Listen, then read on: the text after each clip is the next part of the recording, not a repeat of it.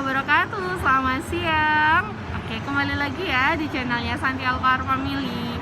Oke, sebelumnya saya mohon izin bagi teman-teman saya yang belum subscribe, bagi mahasiswa saya yang belum subscribe, saya minta tolong untuk kalian subscribe dulu ya channel YouTube Mengajar saya. Karena dengan kalian subscribe, kalian bisa membantu saya untuk lebih semangat lagi dalam menyampaikan video yang bermanfaat di channel YouTube Mengajar saya. Oke, saja ya sebentar. Oke, jadi pada pertemuan keempat ini di mata kuliah dasar manajemen dan bisnis kita akan membahas tentang apa? Pengorganisasian ya. Nah, di mana pengorganisasian itu sudah dijelaskan secara gamblang di slide tentang apa itu pengorganisasian dan sebagainya. Nah, di sini saya ingin coba menambahkan materi tambahan tentang departementalisasi atas dasar fungsi organisasi. Nah, di mana di sini itu adalah mengelompokkan fungsi-fungsi yang sama. Nah, terdiri dari apa? Presiden direktur, manajer pemasaran, manajer produksi, manajer personalia, dan manajer keuangan. Nah, di sini saya sedikit ingin menambahkan tentang materi tambahan yang tidak dijelaskan di slide, yaitu adalah tentang manajer personalia. Di mana manajer personalia merupakan seseorang yang mengelola seluruh karyawan yang berada di dalam perusahaan. Bagi karyawan baru, tugas manajer personalia adalah membantu mereka untuk menyesuaikan diri dengan pekerjaan baru mereka. Nah, kok bisa gitu? Kenapa kok bisa manajer personalia mempunyai fungsi seperti itu?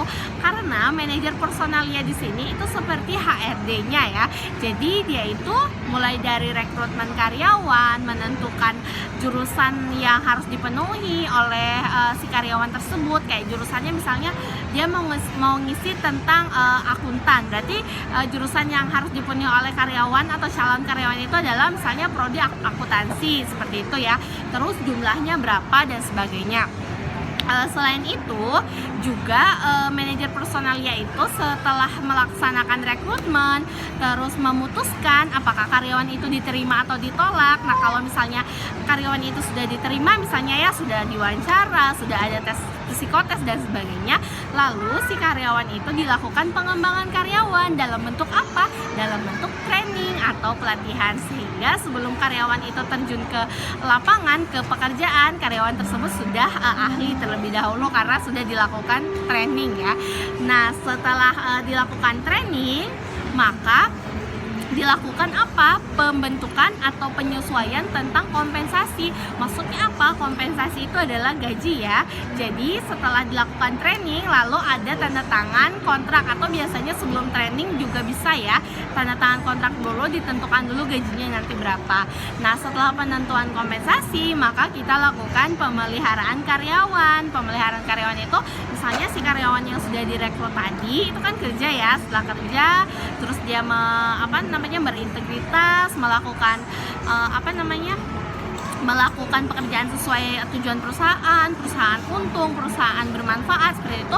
Maka dari itu nanti dalam manajer personalia itu kita harus bisa memelihara karyawan yang sudah kompeten tersebut dengan cara apa? Misalnya dengan cara pemberian bonus seperti itu, penilaian kayak gitu. Jadi nanti si karyawannya tuh akan terus bersemangat untuk tetap mempertahankan kinerjanya. Nah, setelah dilakukan pemeliharaan, ada yang terakhir itu adalah pemutusan kerja.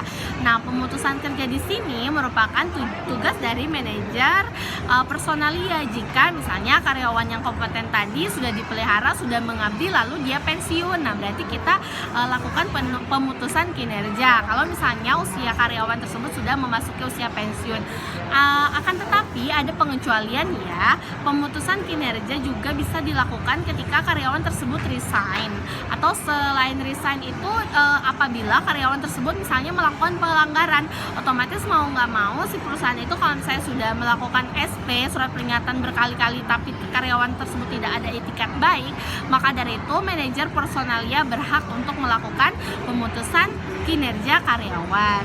Oke, jadi itu ya materi tambahan dari saya tentang manajer personalia. Semoga bermanfaat. Baik, mungkin itu saja. Wassalamualaikum warahmatullahi wabarakatuh. Selamat siang, bye bye.